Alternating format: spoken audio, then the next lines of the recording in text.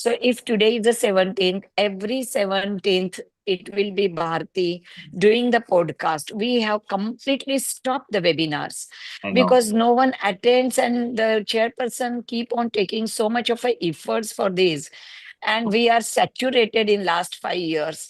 Our ICOG is working on a webinar platform. So I thought, let my chairperson, they are the futures of FOGSI. They are Yes. the future leaders, the vice presidents and the presidents.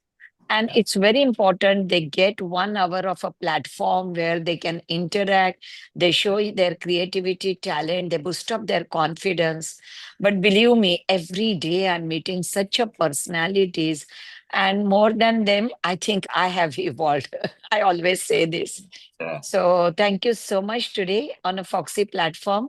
You are the favorite person of Foxy. So all the conferences you are there. Yeah. But coming on this podcast is a special thing for Bharti and me. Yes, madam. Yeah, I don't know. It's a brilliant idea when you talked about this on your inauguration in Mumbai. I knew this would be a super hit, and it has become a But super hit. But you I know, really appreciate your patience to be there every day, and yes, to boost up the morale of all of us, both the person who is the guest speaker as well as the chairperson. And I'm sure this is going to be a landmark legacy, and this is more interesting platform, actually, more interesting platform and the I format. know. Yes, yes, The definitely. collection of a 365 podcast will be huge. And on 31st of every month, I come out with Mr. Rohit Arora to discuss Bhagavad Gita. So Wow. that's Yes, another, it's a yeah. I wonderful received a program it is. message just now by one Foxy and just 2 days ago that we don't miss 31st because we want to learn Bhagavad Gita lessons. So, people are getting attached to this Gyan Pravah series, and it's not to boost the confidence of faculty, but definitely my chairperson, Yes, and madam. to show the respect to the faculty. It's very important that Foxy president, it's not Sunita Tandulwadkar who is important, but Foxy president come and acknowledge that faculty, show the respect to the faculty. I join every day. But believe me, 5 years down the line, when I will remember, I'll miss this 8 o'clock podcast definitely. So This is lovely to have so you. yeah, so humble of you, and then it's a mark of a true leader who actually leads from the front, and you are there always at the beginning of the podcast. That really encourages all of us. Yes, Thank you, madam. Siri. I know. Yeah. And now it will be a fun to watch both of you together from the viewers link. Yeah. Thank you Yes. and bye. Thank Okay. you, madam. Thank you. Thank you, Thank you. madam. And your spirit is really contagious, and this has been a wonderful platform to evolve ourselves and rediscover ourselves. I think it's bringing out many things in us. Thank you, madam, for joining. So now, yes, Dr. Muralidhar Pai is a very well-known figure, not only in Foxy, but all over the globe. But just to keep the audience and the delegates who have logged in, I would just like to give a brief view of this teacher of teachers, and I would say an academician par excellence. I have no words to describe this, though Dr. Murli is a very close friend of mine. Every time I see him, I really admire him. So Professor Dr. Muralidhar Pai is a pro vice chancellor and dean of the Sikkim in Manipal University in Sikkim. He's been an alumnus of the prestigious Kasturba Medical College, Manipal, and he did his MD there, and he did his undergraduation from KMC Hubli. He later on started his service as a professional teacher in the faculty of in department of OBG in 1989, and I'm sure all those students of his who have listened to him are indeed doing very well in life today, because he is a teacher who inculcates not only knowledge but also ethics and humanity and the way we need to be good doctors. He is a living legend and an example of what every doctor or every teacher should be, I would say.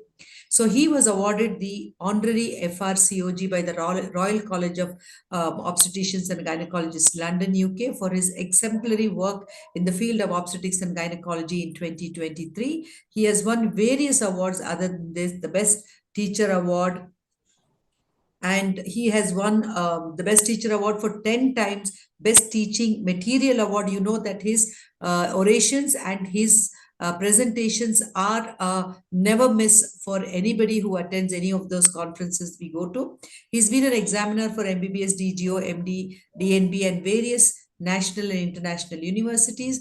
And he is an author, again, par excellence, and he has authored 3 prestigious textbooks in the field of obstetrics and gynecology. That's the Holland and Bruce, a must read for everybody, Manual of Obstetrics, which is recommended by the National Medical Commission. And he's also authored Jeff Cott's Principles of Gynecology and Obstetrics and Gynecology, which was indeed a Bible for us when we in our undergraduate days. And it's a delight to read the edited versions now. Besides, he's got more than 200 publications in national and international peer-reviewed journals. He's been a peer reviewer, and also he's been the editor and jury of the Journal of OBG. And of course, his oration, I would say everybody is spellbound by the simplicity, by the discreet messages he delivers in his orations. And he has delivered more than 850 and yet going on invited lectures, 6 prestigious orations at national and international conference, CME, and workshops. And of course, he has received various awards and traveling fellowships for training in infertility, endoscopic surgery, and oncology from UK, USA, Belgium, Germany, and Australia, Canada, Muscat, Macau. The list goes on. And he's also been the chairman of the Medical Education Committee of SAFOG and the governing council member of the ICOG, the founder chairman of the Karnataka College of Obstetrics and Gynecology, which I would proudly say is a very strong academic body of the Karnataka State OBG Association. He's been the national chairman of FOGSI Public Awareness Committee, and of course the president of his own home, Manipal OBGYN Society. And he is happily married to Dr. Kirtilata Empai, who is another academician par excellence. She's been the former dean of Manipal Medical College and Dental Sciences. And right now, I think she is the controller of examinations at Sikkim Manipal University. So they both have infused knowledge, and it is shown in their lineage. Their daughter, Dr. Meghna Nayak, is an expert in reproductive medicine and specialist at Lifecare NHS Newcastle, UK. And he has indeed been blessed with a very, very eminent son-in-law, Dr. Arvind Nayak, who is a consultant in robotic urology at James Cook University Hospital, NHS. And of course, his resume runs more, but I would like to ask him to contribute more to the topic we are going to discuss today. And it is pearls of wisdom from this exemplary orator and teacher about the pearls in the ovary. So, Dr. Thank you so much. Thank you so much, Bharati, because of your kindness, I'm able to be here in today's podcast, which is very prestigious. And thank you for your kind words as well. Okay, let's now jump into the topic without wasting much time. Yeah. Yes, Dr. Murli. So as you have used very aptly, you have chosen the topic. So I have just a few questions. I know you're going to be very clear and crisp about all these things we're going to ask you about. And of course, anything in between, you can add on to that. So we always know that women as such are very fond of pearls, the natural treasure from the deep oceans. But of course, it's nice to have a necklace of pearls around your neck. But then when we talk about pearls in the ovary, what do you think are the perils and what could be the significance of these beautiful but not very useful pearls in the ovary? Yeah. Necklace in the ovary. Necklace pad we used to say. No, Bharti, it's like poverty amongst plenty. Yes. There's water everywhere in the floods, but there's not a single drop of drinking water. True. That's the way it is. And another thing which comes to my mind is that the famous saying, too much is too bad. True, always. Right? Yeah.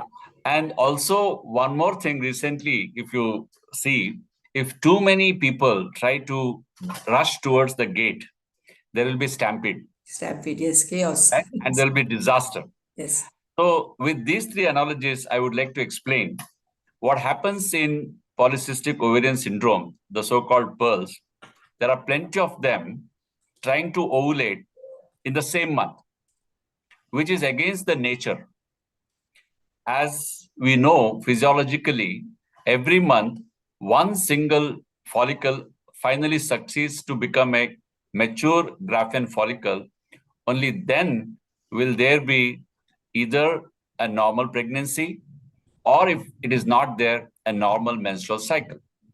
So what happens here, plenty of follicles try to mature at the same time, but finally they land up nowhere. They will remain primordial follicles. That means they will never grow beyond 11 to 12 millimeters. We all know that a Graafian follicle is somewhere 18 to 20 millimeters. So as a result, there is no ovulation happening. So when there is no ovulation, obviously, there won't be a proper menstrual cycle. It will be something like a withdrawal cycle. It may take its own time, sometimes 6 weeks, sometimes 8 weeks, sometimes up to 3 months. So you already have two problems: anovulation or oligoovulation, and oligomenorrhea or irregular cycles. Now, these two things are perfect recipe for infertility. Yes. So this is the problem of plenty. So we should be actually asking for a proper single egg, whereas we get the problems of plenty.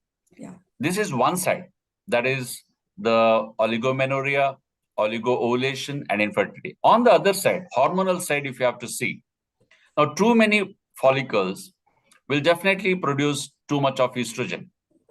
Now this too much of estrogen will give a negative feedback to the pituitary. As a result, the pituitary will produce too much of LH, thinking that there is no need of FSH anymore. Now this LH is the problem. When there is excess LH in the ovary, there will be a lot of androgens, progesterone and androgens. Now these androgens are not really good for women. The women. It may be good for others, right? Yes. The androgens have to be converted by esterification, what we say aromatization. They should be converted into estrogen, but instead of that, there will be excess of androgen. There are other reasons for excess androgen in patients of PCOS. That is excess of insulin. This excess of everything is excess, but it is not actually needed. Everything should be in optimum. That's the life. We should know what is the optimum in life. This excess insulin increases androgen in 3 ways. Number one, it will decrease the production of the hormone binding globulin. So androgen is free. It is not bound. Number two, insulin will go and influence the pituitary to produce some more LH. Already there is excess LH because of this negative feedback given by the excess estrogen. So more LH. Number three, insulin is not happy just by influencing these two.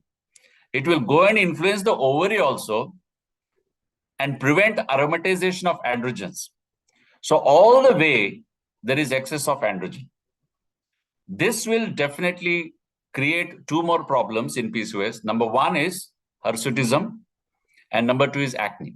So I have already listed 5 problems, right? So these are all connected to each other. So I would call it problem of plenty. Yes, as you said, everything has to be in moderation. And I think this pulse of the ovary are a lesson to us even in real life. For example, it may be the digital media, it may be the social media, whatever we are using, we have to be in moderation. And just because we have too many eggs in our ovary, we need not be happy about it.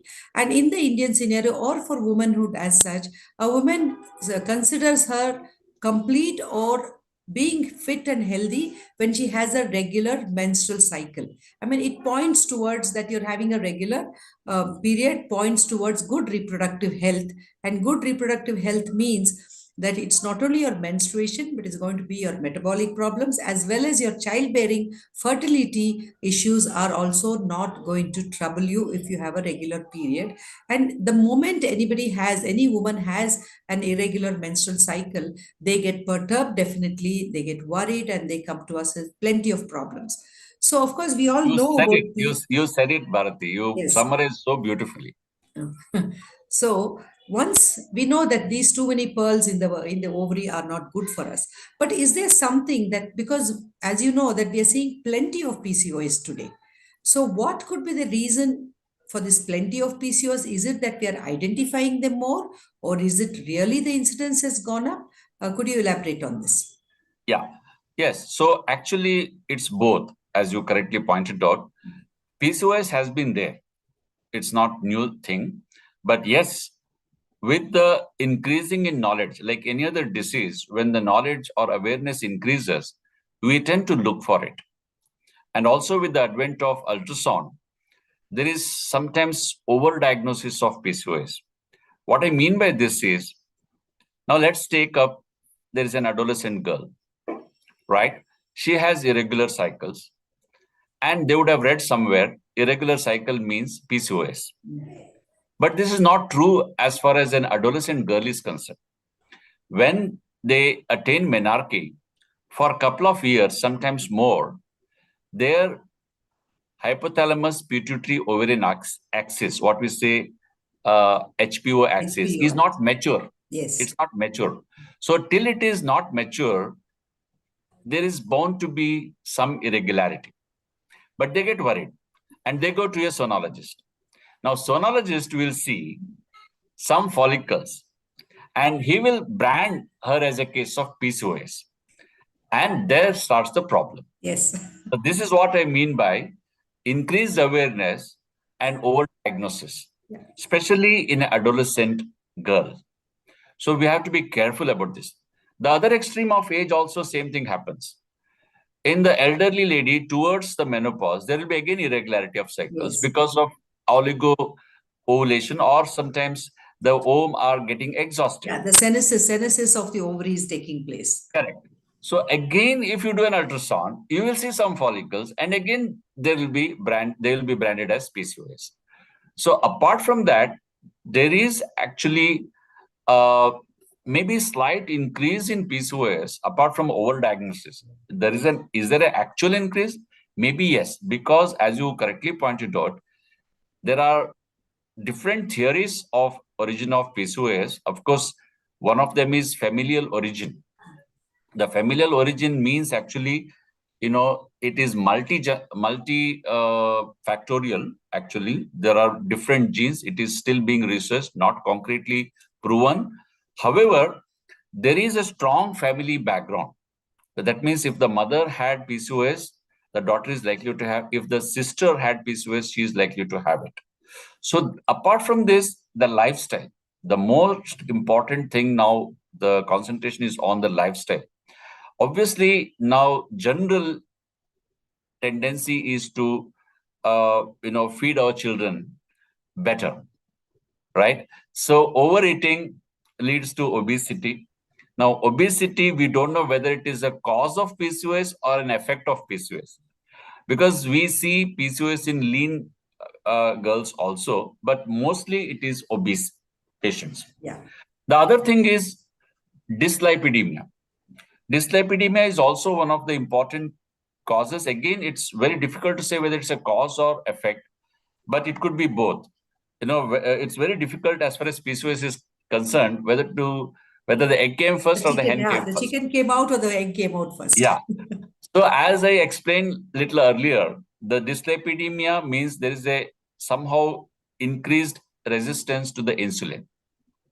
When there is increased resistance to the insulin is secreted in excess to compensate for this resistance. And I already explained to you, when there is excess insulin, you have all the three reasons to increase androgen. So it's a vicious circle, or what shall I say? It's a very neciferous nexus. Yeah. It's a bad nexus. Very bad nexus. That bad nexus of dyslipidemia, obesity, insulin resistance, and hyperinsulinemia. And there is all of them in the backdrop of a familial genetic predisposition is a perfect recipe for the PCOS. And the recent thinking, maybe there is what is called intrauterine origins of Fetal programming. Yeah.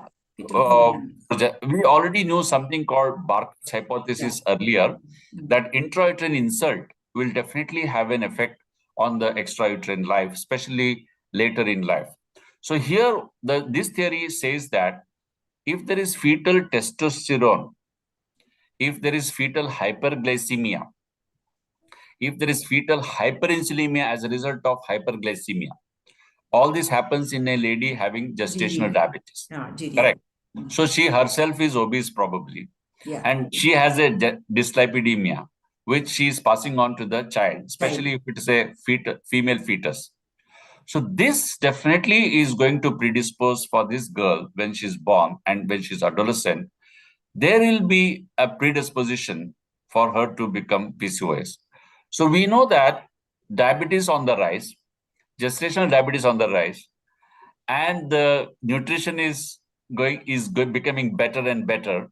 So everything is pointing towards this particular disease. Everything is going towards this disease. It is a conundrum of diseases. So what we'd say is PCOS has become the forerunner of most of the non-communicable diseases in women, I would say. So, and that is an alarming situation. Very correctly put, yes. That's a very alarming situation, I think, which all of us need to wake up to, because it's not just the fertility issues or the menstrual issues we are facing today. We need to address the long-term consequences.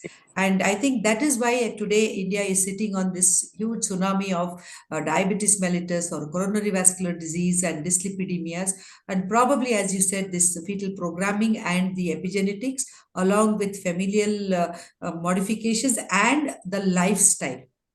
Yes. So taking this forward, I would just like to mention, as you said about when you're talking about the overdiagnosis of PCOS, I think we need to remember that when a girl in her 3 to 4 years of menarche, we should not do an ultrasound to diagnose any ovarian dysfunction, because they will get branded for PCOS. And we have, like in the clinical scenario, I would just like to make it a little humorous here.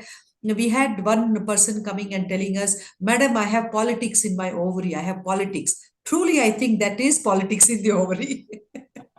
So the sonologist told her it was PCOS and she couldn't pronounce it. So she said, I have politics in my ovary now. So truly, I think the hormones are playing politics there. Yes.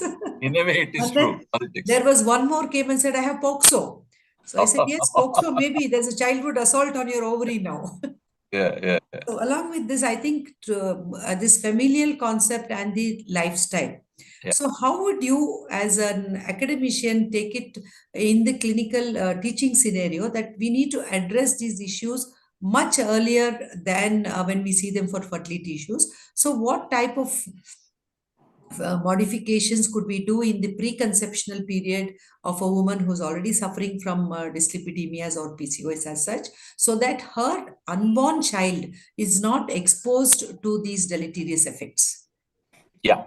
So we have discussed in the earlier question that the origin of PCOS may be in the uterine life, intrauterine life.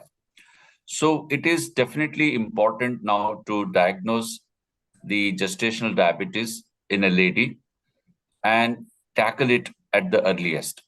So that is probably the first thing that we can do, so that there won't be any hyperglycemia in the fetus, which leads to hyperinsulinemia in the fetus. So that is point number one. You can't do much about genetics. It's there. It's a privilege also to carry the genes of our parents. There are so many good things about our parents' genes. There are some bad things. We can't say, I want only good things. Exactly. I want only property. I don't want any liabilities from the parents. So it is part and parcel. It comes with the package. It comes with the package. It is a package. So you can't do much about it. Let's now put it for the time being on the one side. But definitely what we can do is, can we change the environment? Again, it's very difficult to totally change the environment in the family. So why I'm saying it's a family environment. See, the mother has it, the sister has it, and this girl has it. It is not only genetic. It could be they are all in the same family. They may be having similar type of food habits. Yeah, their nutritional habits may be the same. Yeah, they may be having similar type of lifestyle, sedentary lifestyle, for example, or they may be sharing the similar kind of taste in life. Maybe And they some, take it for granted. They always yes, say, I'm obese. My grandmother was obese. It yeah. is hereditary. So They take it for granted I also. can't do anything about it. But that is where we need to actually educate them, saying that, yes, I can't do anything about your genetic predisposition, but definitely we can do something which you can prevent. Now, as far as lifestyle is concerned, now most of the diseases are blamed on the lifestyle. Yes, it is true also partly. But then, as far as manipulating the lifestyle, there are three aspects of it. Number one, whether the lifestyle can prevent it, point number one. Number two, whether the lifestyle change can treat it. Prevention is one thing, treating is another. Thirdly, whether the lifestyle, if cannot treat, at least can it prevent the complications of it. Complications, long-term So consequences. we'll tack up one by one. As far as prevention by manipulating the lifestyle is concerned, as I said earlier, we are not very sure if you prevent obesity, whether you can prevent PCOS, because PCOS can happen in the lean girls also. Yes. So that is not clearly solved. But what is clearly understood, slight decrease in the weight as less as 5% definitely helps in treating the PCOS, especially when we try to induce ovulation in an infertile lady. A small reduction in weight definitely helps us to achieve ovulation sometimes naturally without even giving any True. ovulation inducing drugs, Yeah. or at least the amount of drug that is to be used for ovulation induction will be less. So this is the second aspect, what I said, the manipulation of lifestyle will definitely treat it. Number three, if we cannot at least treat, can we prevent a complication? Definitely yes. Yes. The reduction of obesity will not only help PCOS, but it will help alongside all the other things connected to that. That means the dyslipidemia problem of it, prevention of diabetes as a complication of it. And, obesity, I always used to tell of my patients, fat is the factory of estrogen. Okay. So there are three places from where a lady gets estrogen. Number one is, of course, the ovary, and that's the main source. That is premenopausally. Number two is adrenals. And number three is the fat. And the fat is the richest source sometimes after menopause. Because when the ovaries have stopped working and adrenals are not really contributing much, if the lady is obese, even after the menopause, that's where the estrogen is coming from. Now, prevention of obesity or reduction of obesity will definitely reduce the estrogen. And we all know we need estrogen, but we don't want excess estrogen. Exactly. This excess is anything in excess. Anything That's in why excess. in Yes, the whatever initial it part may be. only, I used all these, True. sayings, too much is too bad, Yes, and all yes. these kind of things. These are see, in Kannada, there is a saying, Veda suldadru gade sullagal. Correct. That means Vedas can be sometimes erroneous, but gade means proverbs The will never proverbs be are erroneous. that is because of life experiences. They come out of Yes, life yes. experiences. Proverbs have come out of experience, and it is something like a wisdom. Yes. So we should never forget it. So this excess estrogen actually will harm the endometrium in terms of endometrial hyperplasia, and also there can be a chance of endometrial cancer. Now, I'm not saying this to scare the people that you have PCOS, you may get endometrial cancer. I'm not saying You need to this. be aware of it. Yeah.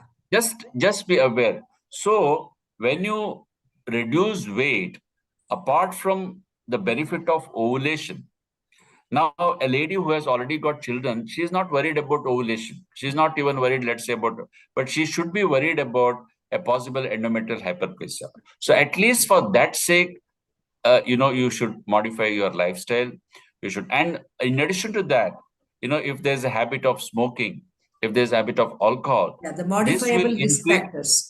This will increase the thromboembolic problems. This will increase the cardiac problems. So it may not be a direct effect of PCOS, but it's an indirect effect of PCOS because of increased estrogen there. There will be stroke, there will be thromboembolic factors. So as I said in the beginning, they're all interconnected. They are close cousins. All the Yes. hormones are close cousins. They work in in a vicious Very, way, very unified manner. in a unified manner. So we should be smarter than them, and we should beat them. We should understand them.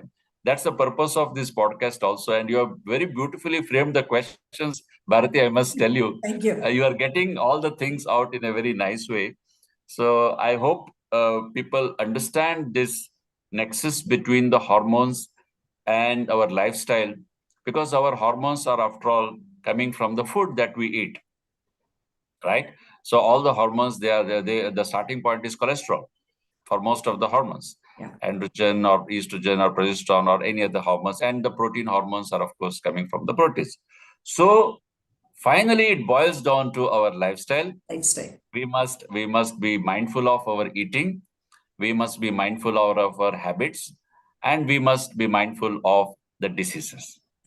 So, taking this forward, I would just like to make a small comment, Dr. Murli, and see in the ancient ages, when couples were infertile or were failing to have a child, they were sent on a Tirtha Yatra, or they were sent to the temple to go around the early katte every day morning, get up and go around that 108 times.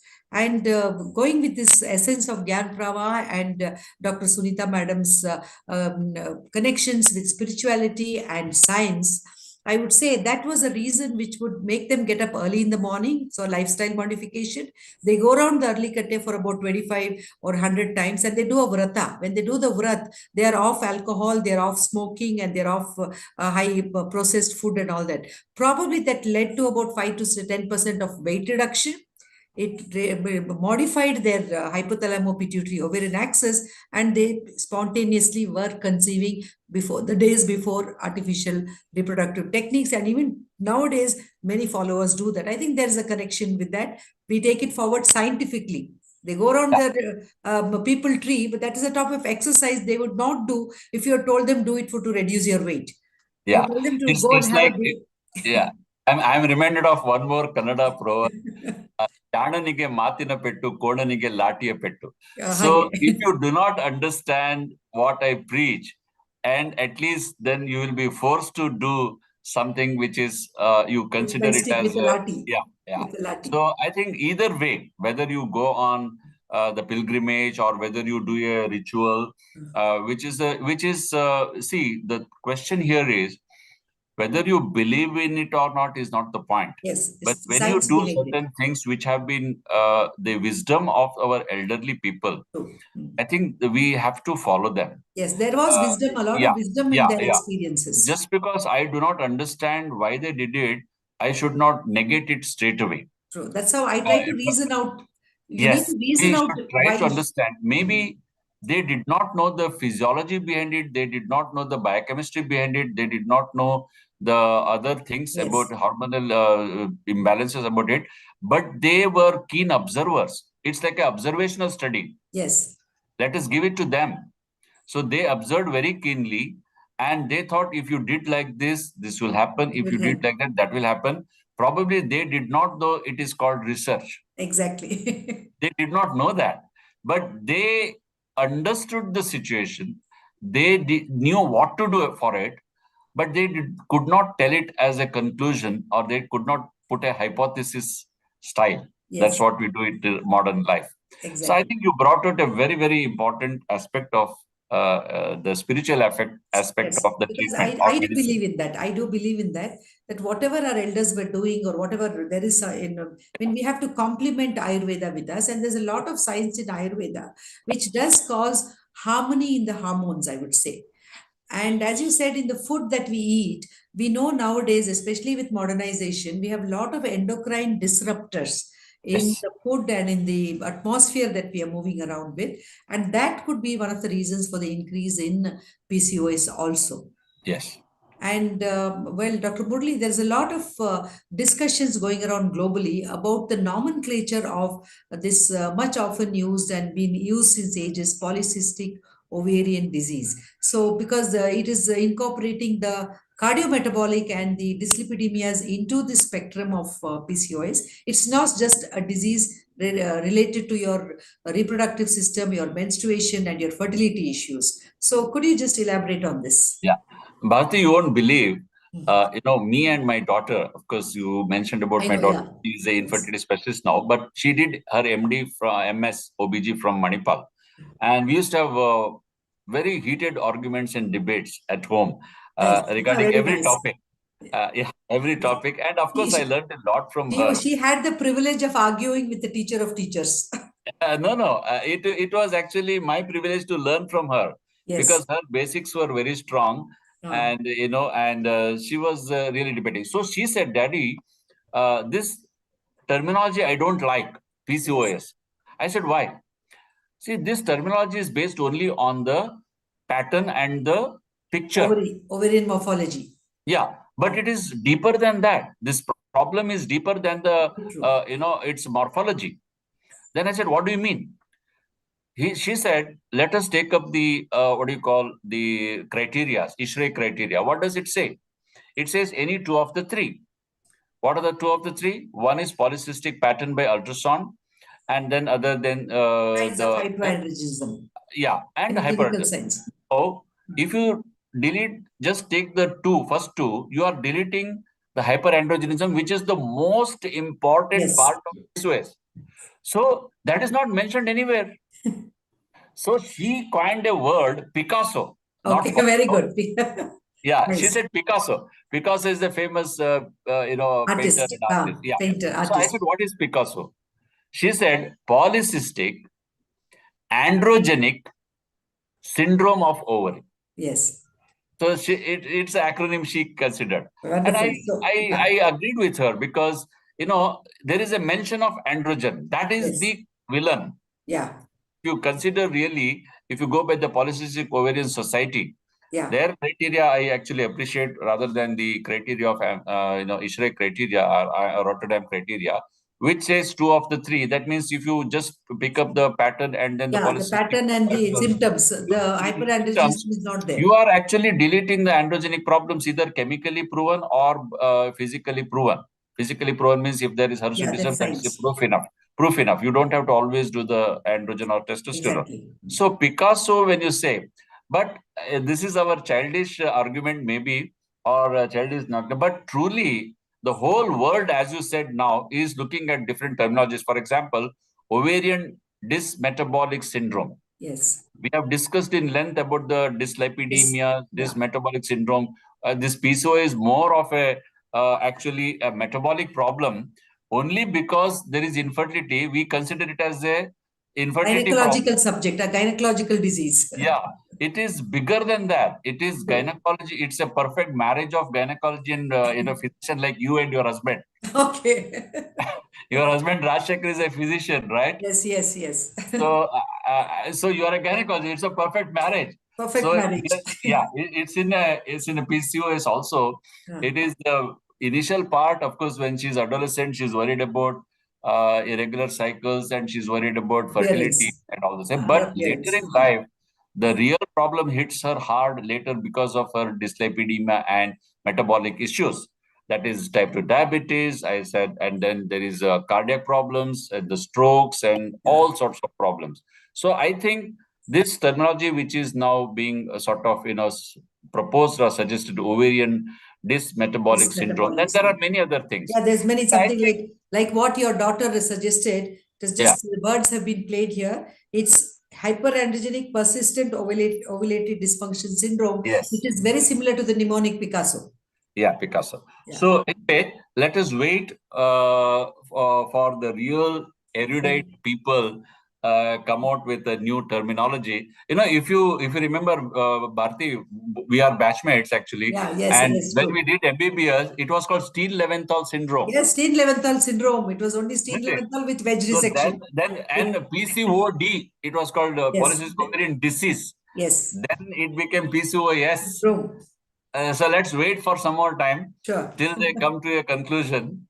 For the present, this much of discussion should be enough regarding the terminology. Yes, yes, I think that. And taking this, to discuss about the long-term consequences of non-communicable diseases, I would like you to give us a few inputs on, I think we as clinicians, when we address the PCOD, whether she's a young girl, a young lady of 25, 26 who's come for fertility or irregular menstruation, what do you, I think it's necessary that each one of us sit and discuss the disease with them and talk to them about the long-term consequences rather than just focusing on the fertility issues. So I would like you to elaborate on this. Yeah, I agree with you, but at the same time, we should be little cautious, because what happens nowadays, all our patients, they Google out or they go to online and try to find out about the problems.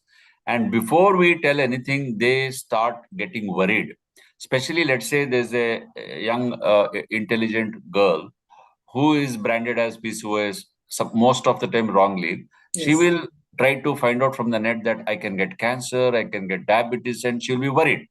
So if we again talk in the same language, and it only reinforces her worries. So what we must tell her is that this is a problem, all right, but it's not something which cannot be modified. It's not something which cannot be taken care of, or it's not something where we cannot prevent the complications at all. As we discussed earlier, we must tell her, yes, if you don't control it, if you don't bother about it, yes, there are certain consequences like metabolic diseases in terms of diabetes. And then if you really do not bother about treating this problem, there is a chance of hyperplasia and which lead to carcinoma.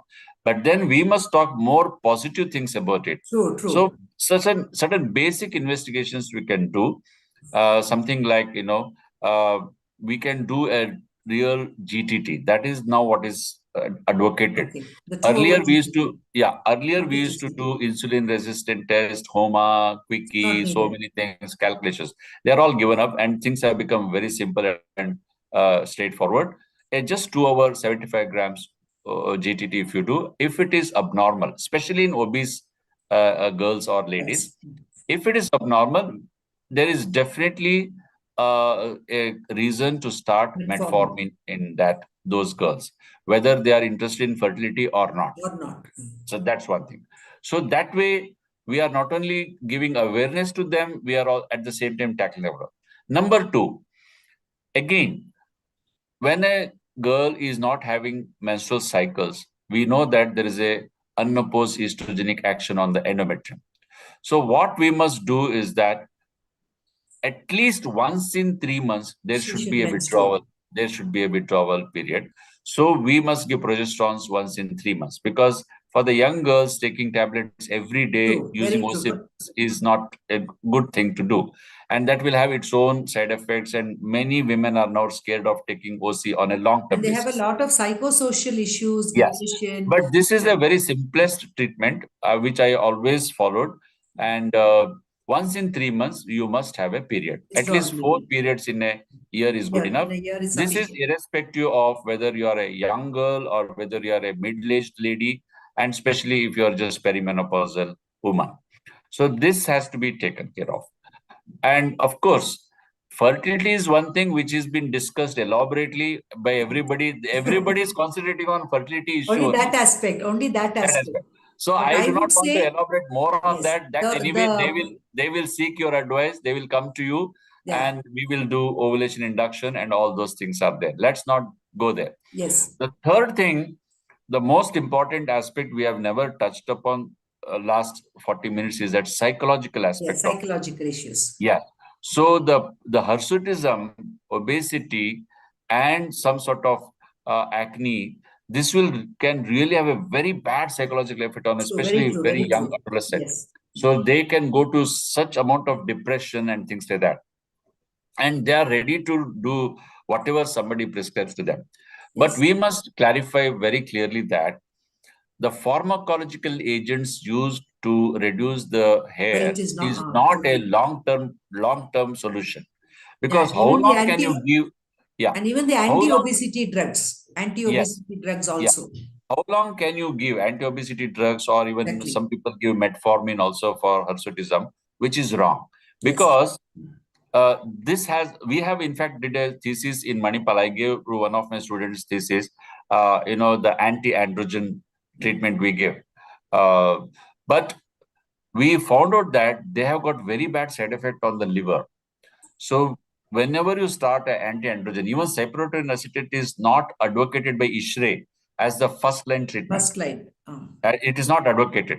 But you can use it as a temporary method for 3 to 6 months. It will only slow down the growth of hair and it will only soften the hair. But ultimate treatment for hirsutism is removal of hair mechanically. Yes, the mechanical. Whether you would like to remove it mechanically by shaving, but most of the girls and women would not like to shave, especially on the face, because there is a myth that it will become thicker and faster, which is not true. I have been shaving for last 40. I've been shaving for last 40, 40 years. It will not become thick. It will not become. It will go down.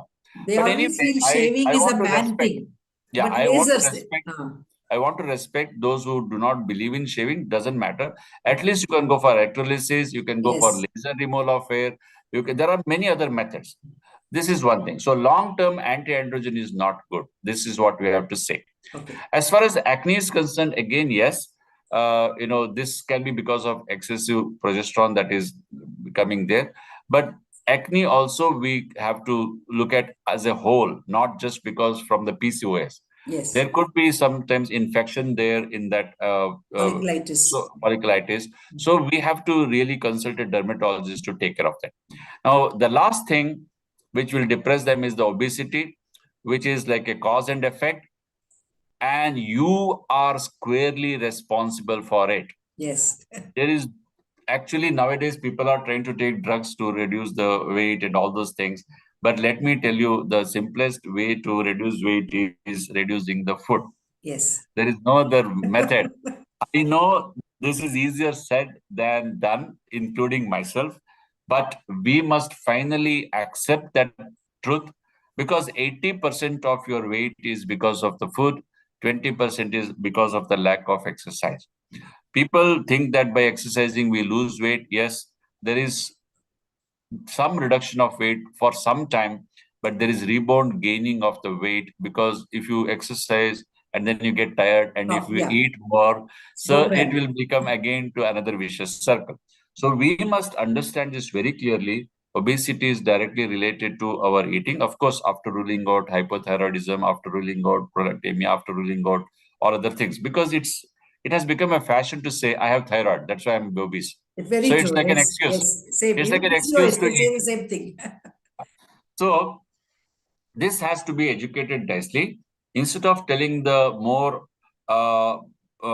scary things like you will get endometrial cancer, you will get diabetes, you'll get this and that, we must tell, here is a problem which we can control. It is in our hands. All that you need to do is that watch your weight, watch your habits, watch your ways of living, and that itself will take care of whole thing. And sometimes acceptance is best solution. When you can't tackle a problem, acceptance. So accept that I have this problem, but I know how to live with it and how to tackle it. And if required, I will definitely take medical help. So what I generally say in my practice, we try to give them low hanging fruits. Don't set high targets. Don't set too high targets. So when young girls come, you talk to them in a friendly way. Don't be judgmental. Don't body shame them as soon as they come and sit with you and say. So one is praise them, become a friend. Talk very friendly, and then see, all I want you to do is just lose 1 kg or 500 grams a month. And then when she comes back next month or after 2 months and she's lost 1 kg, you need to praise her, pat her on the back and say, you're looking so beautiful today. That has worked wonders in my clinic. So it is very wonderful, Bharti. I always believe private practitioners are more wise than the academicians. Because you are, you look at the patient as a whole package. We look at the patient as PCOS. Yeah. And I always tell the mothers. That's the difference between you practitioners who have got close knowledge about the patient and their family. Yeah. Whereas we academicians, we are very mathematical. You're like books, textbooks. We are We're like academicians. movies. We are like movies, Yes, and you're like yeah. textbooks. So what you brought out is a very wonderful thing. It is appreciation. Every one of us is hungry for appreciation. Yes. Even if there is a 1% reduction in weight, you must appreciate. Even if there's 1% effort from the patient regarding her, we must appreciate.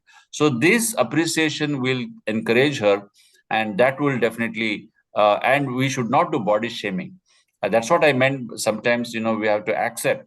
Suppose we are like that. But when you accept, you will do what is right for it. If you don't accept that there is a problem, then you don't do anything You will about not do it. anything. So just small words and friendly words, and don't make it very scientific and put all the big medical jargon there, especially because these girls are all just out of their college, and they're looking at all of things. And so because their psychological health is going to be affected by that. That's what I have learned. And girls are have been doing excellent when we talk to them like this and sit down with the mothers. And I try to tell the parents, because you see parents come back and say, "Oh, how many she has to take this tablet, she doesn't listen to me, she doesn't get up in the morning, she doesn't," they keep on giving us the negative points. So I generally tell the mother, "Could you please just sit down for some time, let me talk to your daughter first." Then I advise the mother, I said, "You change your cooking styles, you take your daughter for a walk, you go for shopping along with her without your vehicle." So such small things, and the girl feels very happy about it, so she starts persevering towards that minimal weight gain. And just a weight loss of, as you said, 5 to 10% is going to be very, very useful for her in life, I think.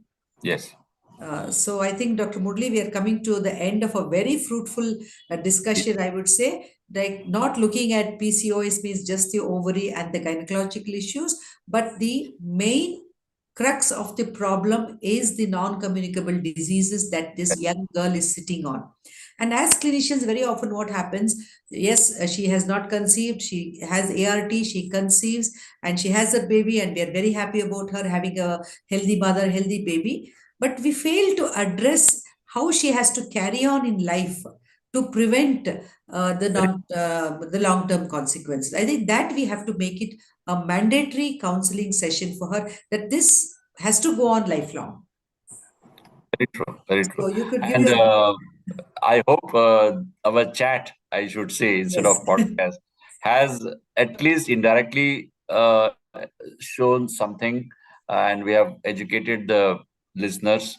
I hope this reaches both doctors as well as the patients, and we will not consider it as a big thing, PCOS. It's a normal alteration. Not to scare them. No, don't make it a big problem on their heads. It's just an alteration in our physiology. But we are trying to understand it, and we will do whatever required for it. That should be our attitude. Thank you, Dr. Murli, for this excellent discussion on the more of the non-fertility issues on PCOS. And I'm sure the audience, the delegates, as well as the non-medical personnel listening to this podcast will be very much benefited by how to tackle PCOS in an easy way. And your pearls of wisdom have definitely illuminated and made many a neck bright and beautiful today. And along with that, I would like to thank our President FOGSI, Dr. Sunita Tandulwadkar ji, for giving us this opportunity to have this very fruitful discussion, and it has gone on very well. I thank the organizers of Gyan Pravah, the Evangel Technical Group, for giving us this opportunity. Wishing you all a happy weekend, and Dr. Murli, wishing you a bon voyage. Enjoy your holiday. And of course, I would like to conclude by saying Dr. Murli is a very good singer, and we would be delighted if he could just sing a few words to conclude this session of Pearls of Wisdom. No, it's okay. No, we have 4 minutes for you. You're not prepared? चले थे साथ मिलके, चलेंगे साथ मिलकर, तुम्हें रुकना पड़ेगा मेरी आवाज सुनकर, चले थे साथ मिलके, चलेंगे साथ मिलकर हमेशा. Thank you and namaste. Thank you so much. Thank you, Dr. Sunita, and thank you, the support team, for your support. Okay. Thank you. log out?